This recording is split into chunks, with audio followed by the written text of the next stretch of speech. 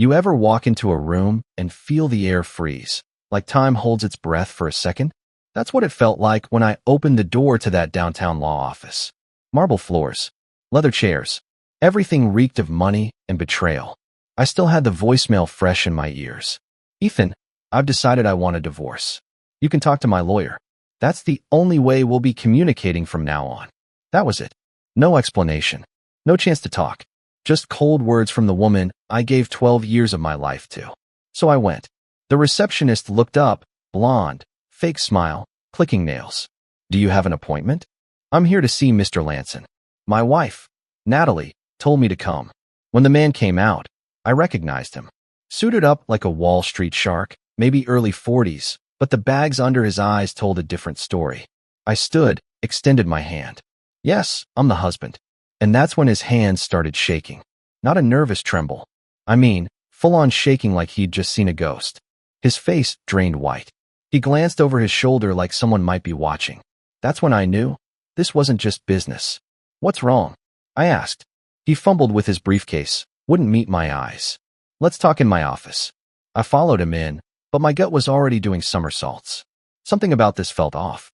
He closed the door behind us, didn't sit. Instead, he paced. I didn't know she'd send you here, he muttered. What's that supposed to mean? She said you were out of town. My pulse kicked. I didn't say a word. Just let the silence wrap around him like a noose. The guy cracked in less than a minute. Look, I didn't mean for this to happen. Boom. That line. That damn line you only hear in movies or cheap dramas. I narrowed my eyes. What exactly happened, Lanson? He looked like he was going to puke. It was one night. Okay, a few nights. She said she was leaving you anyway. I swear I didn't know you two were still. Still what? I snapped. He looked up finally, guilt bleeding from every pore. Still together. And just like that, the truth hit me in the chest like a cinder block. My wife's lawyer, the one she sent me to, was one of her lovers. The rage came slow, like lava crawling through my veins. I wanted to flip his mahogany desk, grab him by his cheap silk tie, and ask him what else he knew. But instead, I breathed. I wanted answers more than revenge. How long? I asked. He sighed. 3 months. She came in for the divorce consultation, and things got personal. Of course they did. Natalie had always been that way. Magnetic. Manipulative. The kind of woman who could make a man feel like a king, until she decided to burn his castle down for fun. I leaned forward. Did you know we had an anniversary trip planned last weekend? Paris. Her idea. He blinked. She said you'd already separated. She was under me in a hotel suite in the 7th arrondissement 3 nights ago. He winced. I'm sorry. I didn't care. This wasn't about him. This was about her. And how deeply this betrayal ran. I stood up, buttoned my coat, and looked him in the eyes one last time. Thanks for your honesty. Now do me a favor and stay the hell out of my marriage. He nodded like a beaten dog. But I wasn't done. Natalie thought she could end 12 years with a voicemail and hide behind legal walls. She forgot who the hell I am. I left the office with one goal: find out everything. Who else? When? Where? Why? And when I got home, I opened her laptop. She hadn't even logged out of her iCloud. Rookie move. The messages hit like bullets, text chains with names I didn't recognize. Some were short. Come over tonight, he's out. Others were long, poetic, romantic even. But one message stood out. It was from someone named Jay. Your husband has no clue, huh? Don't worry. I'll keep you warm again tomorrow night. Attached was a picture. A mirror selfie. Natalie. In my shirt.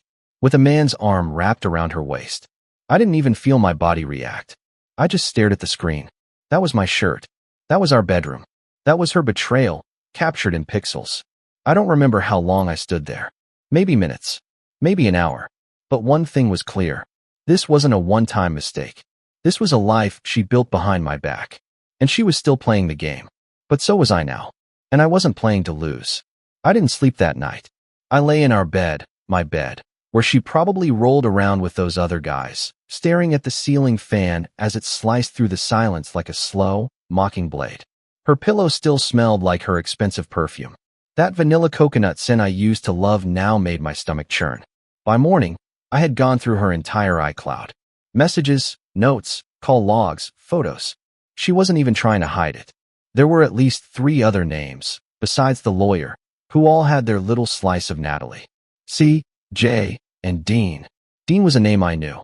My so-called friend. I stared at a message she sent him just 2 weeks ago. Ethan's been distant again. I think he knows, but he's too scared to admit it. You've always made me feel alive. He never could. I had spent the past month planning a renewal ceremony. She thought I was distant? No. I was focused on building something stronger. Turns out, she was building an escape route with every man who gave her attention. At 10 a.m., she called. I almost didn't answer. But curiosity got the better of me. I hope you met with the lawyer, she said, her voice smooth like honey over a dagger. It's for the best, Ethan. You don't sound too heartbroken, I said. A pause. Then a scoff. I stopped being heartbroken the third time I begged you to touch me, and you turned away. Typical Natalie. Twist the narrative. Make herself the victim. I planned a trip to Paris for you, I said flatly.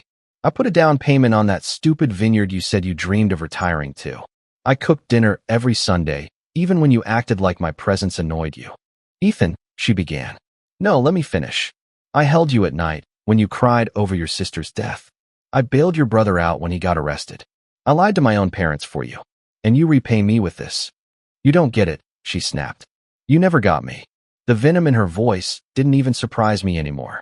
You're not even angry, I found out, I said. You're angry that now I get to decide how this ends. She hung up. That was when I realized Natalie wasn't broken over the marriage ending. She was broken over losing control. Later that afternoon, I texted Dean. Just one sentence. We need to talk. You have 30 minutes to get to the bar on 5th, or I come to your office. He showed up in 20. He walked in wearing a polo shirt like this was just another casual drink between old friends. I waited until he sat down, then slid my phone across the table. The message thread between him and Natalie was open. He read a few lines, then froze. I can explain, he muttered. I laughed. Actually laughed. No, you can't. But go ahead, give it a shot. Say the line, it just happened. He looked me in the eye, shame crawling all over his face. She told me you guys were already separated. She said it was just a formality. Stop. I stood up. He flinched, expecting a punch. But I didn't give him that satisfaction. You were in my house, Dean. You looked me in the eye every time you slept with her. Don't ever text me again. Don't call. And if I see you near my house, I swear I'll forget how much prison scares me. He looked like he wanted to beg. I didn't care. I walked out. When I got home, her car wasn't in the driveway. I had the locks changed anyway. I sat on the couch with a bottle of bourbon and stared at the silence around me. This house used to be loud. Laughs, arguments, music. Now it echoed with betrayal. Later that night, I got an email. From Natalie. No greeting. No apology. Just, I'll send someone to pick up my things. Don't make this harder than it has to be. I didn't reply. Instead, I opened her email app again. I wasn't even looking for more evidence. I just wanted to understand why. And that's when I found it. A draft email. Never sent. To whom it may concern, I am writing to formally transfer Ethan Carter's shares of Horizon Design Limited, as discussed. She wasn't just cheating on me. She was trying to take the company I built with my bare hands.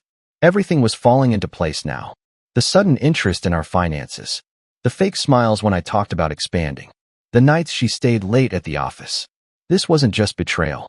It was warfare. And she thought she'd already won. But the game had just begun. The next morning, I visited my attorney. Not the kind you find on a billboard or some coupon mailer. I called up Rick Donovan. Old school, sharp, cold-blooded. The kind of man who doesn't flinch when things get dirty. He handled my corporate litigation once, and I knew he had the stomach for what was coming. I laid it all out. Messages, emails, the unsent draft, even a screen recording of her iCloud activity. He didn't interrupt, didn't look surprised. Just nodded and took notes. When I finished, he leaned back in his leather chair and said, "She's sloppy. That's good. Means she's cocky. But she's dangerous too, Ethan. If she's messing with business assets, we need to hit first. She's trying to gut me from the inside out," I said. "I want her to know that I know everything. I want her to feel it." Rick smiled, the kind of smile wolves give before they bite. "Then let's start with freezing the company's shares. I'll file the injunction today. And you're going to do something even more important." "What?" "You're going to pretend you know nothing." I paused. "You want me to act like I'm still playing dumb?" "Exactly. Let her walk into her own trap." I left his office calmer than I'd felt in days. Not because anything had been fixed, but because I finally had control again. and she had no idea it was slipping through her fingers. That night, Natalie came by. Without warning, her heels clicked on the hardwood like she owned the place. She was wearing that stupid leather jacket I bought her in Florence. Lipstick perfect. Attitude even sharper. "I came to get some things," she said flatly. I didn't even flinch. Just nodded and followed her as she walked through the house, opening drawers, checking closets. She moved like a thief, pretending to belong. In the hallway, she stopped at the wedding photo still hanging on the wall. She stared at it for a second. "You used to smile like that," she said, almost wistfully. "So did you," I replied. Her face hardened immediately. "You were cold, Ethan. You pushed me away." "There it is," I muttered. "The script." "What?" "The script. The same excuses you probably fed the others." He was cold. He was distant. He didn't understand me. "You think that justifies sneaking around with 4 different men?" She turned, jaw clenched. "I didn't sneak. I survived." I laughed. Actually laughed. "You survived? In Parisian hotel suites with champagne and bubble baths." "You don't get it," she said, voice rising. "I begged you to see me. You weren't invisible, Natalie. You were bored. And instead of fixing it like a damn adult, you opened your legs to strangers." Her eyes narrowed, voice dropping to a hiss. "Careful, Ethan. You're not exactly innocent either." I stepped closer, calm but cold. "Oh, I'm plenty guilty. Guilty of trusting you. Guilty of building a life around someone who was busy burning it down." She tried to push past me, but I blocked the hallway. "You didn't just cheat on me," I said. "You planned this. You tried to steal from me." Her face twitched, just for a second. That's when I knew she realized I'd found the draft email. "You're bluffing," she said. I said nothing. She walked past me without another word, grabbed her suitcase, and left. As the door slammed shut behind her, I stood there in the silence. Heart pounding, hands steady. That night, I didn't drink. I didn't scroll through messages. I didn't cry. I pulled out a pen and paper and started writing. Everything I remembered, every name, every event, every damn date. Rick had told me, build the timeline, own the story. So I did. 2 days later, I got a knock at the door. Not Natalie. The police. "Mr. Carter?" "Yeah. We have a search warrant for electronic devices. There's been a complaint filed by Mrs. Carter. She claims you hacked her personal accounts and made threats." I nearly laughed in the officer's face. But I didn't. Instead, I handed them my phone, unlocked it, and said, "Everything's right there. You'll find more than she bargained for." One of them looked confused. The other seemed annoyed. "She's playing every angle," I said. "Be sure you check the iCloud account. It's still under our shared plan. Nothing was hacked." She never logged out. They left with my phone, and I realized just how deep she was willing to go. False accusations, legal traps, lies stacked on lies. But now I wasn't reacting anymore. I was hunting. The call came from Rick the next morning. "She filed a restraining order," he said, no hint of surprise in his voice. "Claimed you threatened her life." I didn't even blink. "Figures. She's trying to paint me into a corner." "What now?" "We file a counter motion. You're clean. And I've already sent the court evidence showing joint account access. She never logged out. She's overplaying her hand." "Good," I muttered, "because I'm done playing defense." That evening, I went to see her mother. Yeah, her mother. Sandra. A woman who always looked at me like I was the hired help who somehow got too comfortable. But this time, when she opened the door, she looked unsure. No makeup, robe barely tied, hair in a mess, very un-Sandra. "You shouldn't be here," she said, barely opening the door. "I know, but you need to hear this." She started to close the door, but I put my hand against it. Not forcefully, just firmly. "I'm not here to fight. I'm here because I think your daughter's losing it and dragging people down with her." Her eyes shifted. "Natalie said you were becoming erratic. Obsessive." I chuckled. "Right. I'm the obsessive one. That's why she had affairs with her lawyer, my business partner, and 2 guys she met on Instagram." Sandra froze. She hadn't known. I could see it in her eyes, the moment the curated version of her perfect daughter cracked. "She's trying to take my company, Sandra. She filed false charges. She's lying to the courts. You raised her. Tell me, does this sound like something Natalie's capable of?" Silence. Then Sandra stepped back and let me in. I sat on the edge of their white designer couch while she poured herself wine. Not for politeness. For nerves. "I knew she was unhappy," Sandra said finally. "But this is madness." She told you I was abusive, didn't she? Sandra's silence was answer enough. She's building a narrative, piece by piece.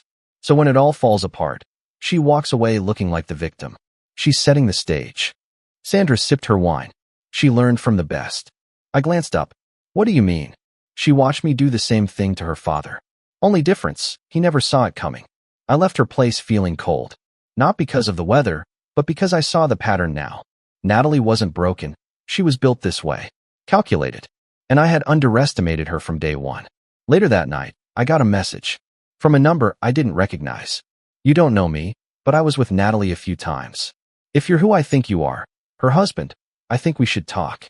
Attached was a picture. Natalie, in a red dress I'd never seen, curled up in the lap of a man in a black hoodie. His face partially hidden. Her expression? Smug. Like she owned him. Like she owned the night. I called the number. He picked up. Yeah.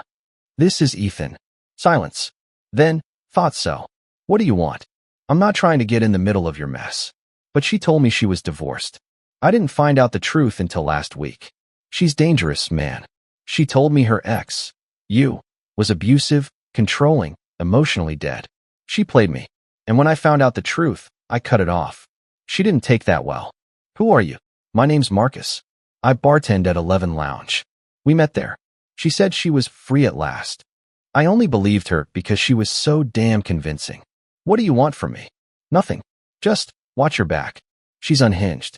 And if she feels like she's losing control, she lashes out. The line went dead. I sat in the dark, hands clenched, mind racing. She was spiraling. And spiraling people don't fall quietly. The next day, I woke up to my front windshield smashed. A rock still lying on the hood. No note. No witnesses. Coincidence?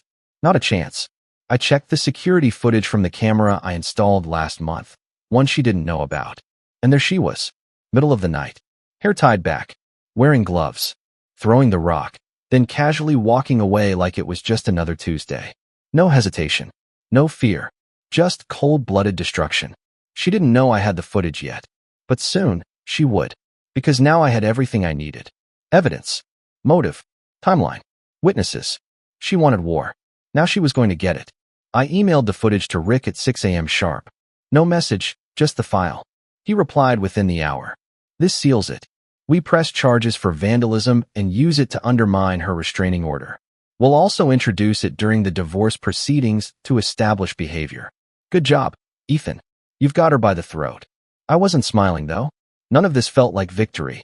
Just a slow, methodical walk through fire, and I was still blistering from the heat. Later that day, I got a notification. Natalie had posted a picture on Instagram. Her and some random guy on a yacht. Caption, starting over, finally free. It was so calculated it was laughable. The whole world was supposed to believe I was the toxic one, that she was finally escaping some imagined prison of pain. A few mutual friends liked the post. Some even commented, proud of you. You deserve happiness. They didn't know she smashed my car the night before. They didn't know she was sleeping with her lawyer while I was cooking dinner for our anniversary. I started getting texts from old friends, people I hadn't talked to in months. Half of them wanted the gossip. The other half were checking in, pretending they cared, when really, they just wanted the juicy details. But one text stood out. It was from Jared, my college roommate, best man at our wedding. Hey man, saw everything. Just want you to know, I never trusted her. Thought you should know, she made a pass at me once. Back in 19. I didn't want to wreck what you had, so I said nothing. Sorry, I read that message 5 times. She hit on my best friend? Back in 2019, we were trying for a baby. We were looking at nurseries, baby names, and she was trying to jump into Jared's pants. I called him. He picked up instantly. Ethan, I didn't want to tell you then. I figured it was just a drunk moment, and maybe I misunderstood. What did she say? She told me you were boring in bed. Said she missed being with someone who took charge. Then she laughed like it was a joke, but I could tell it wasn't. I exhaled slowly. Thanks for telling me now. I should have done it earlier, I know. I'm sorry. It didn't matter anymore. Nothing could shock me at this point. I was dealing with a professional manipulator. Someone who didn't just betray people. She broke them for sport. That night, I drove past 11 Lounge. Not because I wanted to see Marcus, the bartender who warned me, but because I wanted to see if Natalie was there. If she was out, playing her new role, living her fake freedom.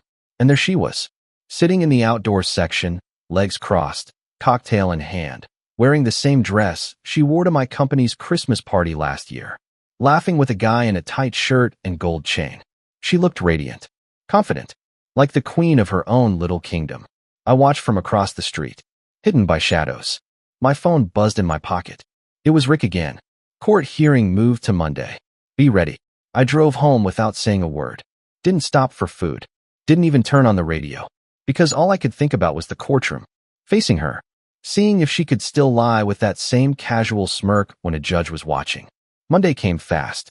I walked into that courtroom wearing my sharpest suit. No lawyer beside her this time.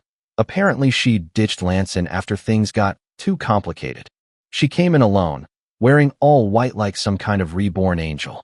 The irony nearly made me laugh out loud. She didn't look at me once, but I looked at her. I studied every twitch, every fake smile she gave to the clerk, every calculated glance around the room. When her name was called and she stepped forward, I swear the air changed. The judge didn't waste time. Rick presented the footage, the emails, the text messages, the timeline, the attempt to transfer my company's shares, the restraining order with no merit. And then he played the video. Natalie, in the middle of the night, smashing my windshield. When it ended, the silence was thick. The judge adjusted her glasses, looked over her file, then finally looked at Natalie. Mrs. Carter, do you have anything to say before I make my ruling? Natalie straightened her back, put on that rehearsed look of victimhood, then opened her mouth to speak. But before she could say a word, the courtroom door opened, and in walked Marcus. He didn't say a word. He just walked up to the clerk, handed her a file, and pointed at me. Subpoenaed witness, he said. Natalie's face turned ghost white, and I leaned back in my chair, finally letting the corner of my mouth curl. Now it was her turn to burn. She didn't speak for the rest of the hearing. When Marcus sat down in the witness stand, the tension in the courtroom wrapped around everyone's throats. Even the judge leaned in slightly, sensing what was coming. Rick rose and approached him. State your full name for the record. Marcus Hale. And how do you know the defendant, Natalie Carter? I met her at 11 Lounge. I bartend there. She came in often, first with friends, then alone. Rick nodded, slow and deliberate. Can you describe your relationship with her? Marcus shifted in his seat. His voice stayed steady. We were involved. She told me she was divorced. Said her husband was toxic, controlling, cold. I believed her. I had no idea she was still married. Did she ever speak about her husband by name? Yes. Ethan. I didn't move. Did she ever express anger toward him? Any threats? Marcus hesitated, then said, she said she wanted to ruin him. Said she was done waiting for karma, and she'd handle it herself. A murmur rippled through the courtroom. The judge held up her hand. Mr. Hale, do you have any evidence of this? Yes. I brought screenshots, messages, voicemails, even a video she sent me once, laughing as she went through his business files. The clerk took the documents, passed them to the judge. Natalie looked frozen, like her body had forgotten how to breathe. Rick took a breath. One last question, Mr. Hale. Why did you come here today? Marcus looked at me, straight in the eyes. Because I found out the truth. And I'm not letting someone use me to destroy a good man's life. That was it. That was the moment I felt the shift. Natalie's empire, built on seduction and lies, started to crack. She didn't argue, didn't cry. She just stood there, silent, as the judge leaned forward and said, Mrs. Carter, based on the evidence presented, your claims are not only unsupported, they appear to be retaliatory. The restraining order is dismissed. Any future false claims may result in criminal charges. Furthermore, your conduct will be taken into account in the divorce proceedings. Bang of the gavel. She turned to leave, but not before glancing at me. Her eyes no longer cold, no longer smug. Just empty, like the mask had finally slipped off and she didn't recognize herself underneath. I didn't follow her. Didn't say a word. Outside the courthouse, Marcus walked up to me. Hope that helps. It did. He nodded. If you ever need anything else, I owe you for showing me who she really was. Then he left. I stood there for a while, in the cold wind of early afternoon, watching cars pass. People walk by like nothing in the world had just changed. But for me, it had. Later that evening, Natalie's white Lexus was gone from the driveway. Probably for good this time.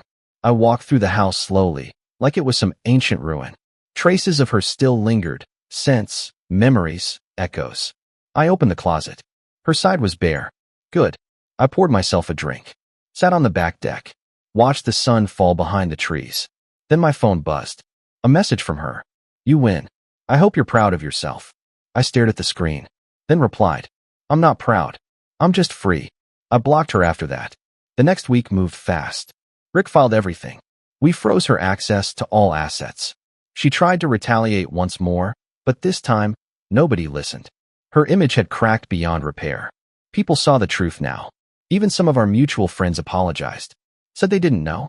That they believed her stories because she always seemed so believable. That's the thing about people like her. They don't just lie. They perform. But the show was over now. One night, I sat down and wrote a letter. To myself. Just to get it all out. I wrote about every moment I ignored my gut. Every time she made me feel small, and I swallowed it. Every time I told myself she's just tired, or it's probably nothing, when deep down, I knew. Then I burned that letter in the fire pit. Watched the flames eat every last word. And in that silence, in that glow, I realized something I never thought I'd feel again. Peace. Pure, goddamn peace. I didn't hear from her for a while after that. Weeks passed. No calls. No messages. No lawyers showing up at my door. And for a moment, I thought maybe it was really over. Maybe she'd moved on to her next target, someone else to wrap around her finger, someone dumber or more desperate. Someone who hadn't seen behind the curtain yet. But then I got an email. Not from her. This time, it was from a name I didn't recognize. Subject line, you need to see this. The body of the message was short. You don't know me, but I work in real estate. Your wife, or ex-wife, just tried to list your lake house under her name. Said you gave it to her as part of the separation. I'm guessing that's a lie. Attached was a scanned document. A forged signature. Mine. I sat there for a full minute, blinking at the screen, heart cold but no longer surprised. Just tired. Tired of the games. Tired of cleaning up behind a woman who treated honesty like a costume she could put on and take off whenever it suited her. I forwarded the email to Rick with one line. She's still trying. 15 minutes later, my phone rang. Rick sounded like a man sharpening knives. We file tomorrow. Fraud. Attempted theft. Let her try to explain this one. I don't think she even cares anymore, I muttered. She's not playing to win. She's just playing to destroy. She's playing like someone who knows she already lost, Rick said. That makes her dangerous. But predictable. And he was right. Because 2 days later, I saw her. Not in court. Not on the street. On the news. It was a small segment, buried in the middle of the evening report. Police arrest in a luxury hotel downtown. Woman detained for public intoxication, destruction of property, and assaulting hotel staff. I leaned forward. There she was. Grainy security footage of Natalie, barefoot, hair wild, screaming at the front desk while a vase shattered behind her. The anchor read her name casually, like it was just another Tuesday meltdown. And I didn't feel joy. Not exactly. It was something deeper. Like relief mixed with finality. She had finally collapsed under the weight of her own lies. And it wasn't me who had to bring her down. She did it herself. The next day, I got a voicemail from her number. I let it go to audio. Her voice was raw, slurred. I lost everything. Are you happy? You turned everyone against me. I loved you, Ethan. You were just too blind to see it. Maybe if you'd been more of a man, I wouldn't have had to find what I needed elsewhere. Click. I deleted it. Because what she needed was never love. It was power, control, worship. And when I stopped giving her those things, she found them in other places. With other men. With lies. With drama.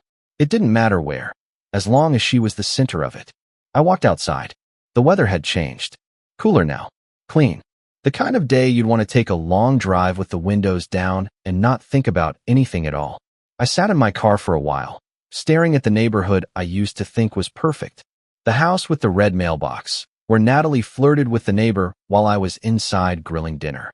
The cul-de-sac where we walked hand in hand, pretending to be happy for everyone else's benefit. It all looked smaller now, like the illusion had been stripped away. And in its place, I saw the truth. Not the ugly betrayal, not the lies, not even her chaos. The truth was this. I had survived it. She threw everything at me, deceit, manipulation, betrayal, the legal system. And I was still here. Stronger, sharper, alone, but not broken. I didn't respond to her voicemail. Didn't answer her lawyer's final desperate email asking for one last discussion. Didn't send her anything when I officially sold the lake house and changed the business name so it no longer carried the Carter legacy. I just moved forward. Because the past, it wasn't coming back. And I wouldn't invite it in again, not even to say goodbye. The final papers came through a few weeks later. A thick envelope dropped in my mailbox like a silent gavel. Inside, divorce finalized. The company was mine. No shared assets. No alimony. Just a clean break, signed and sealed. I stood at the kitchen counter, staring at the signature at the bottom of the page.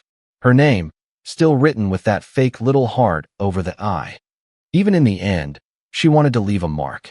I smiled, shook my head, and tossed the packet in the drawer. Not out of sentiment, just to remind myself, on the hard days, what I survived. A few months passed. I got stronger, slept better, ate real meals again, went out more. I even laughed without feeling like it was borrowed from someone else's life. And slowly, the noise died down. The texts stopped. The whispers around town faded. People moved on, just like I did. But I never forgot. I remembered the way she'd laugh while stabbing me in the back. I remembered how quickly she could fake tears. I remembered the hollow in her eyes when she realized she no longer had control over me. And I learned. I learned that love without respect is a ticking bomb. I learned that silence can be more violent than shouting. I learned that some people aren't broken. They're built to break others. I also learned something else. I'm not the man I was before her. That man was softer, more trusting. He wanted to see the good in everyone, even when the good wasn't there. That man died the night he looked through her messages and realized every "I love you" was a performance. But the man standing now? He sees clearly. He knows his worth. He doesn't beg. And he never lets someone else write his story. To any man reading this, sitting in the same fire I did, confused, angry, shaking with questions you'll never get answers to, I'll say this. Don't chase closure from someone who shattered you. Don't fight to understand a person who lied with a straight face and smiled while doing it. Instead, rebuild. Slowly. Brutally. With intention. Because once you get out of the wreckage, you'll look back not with pain, but with power. Because she didn't break you. She freed you.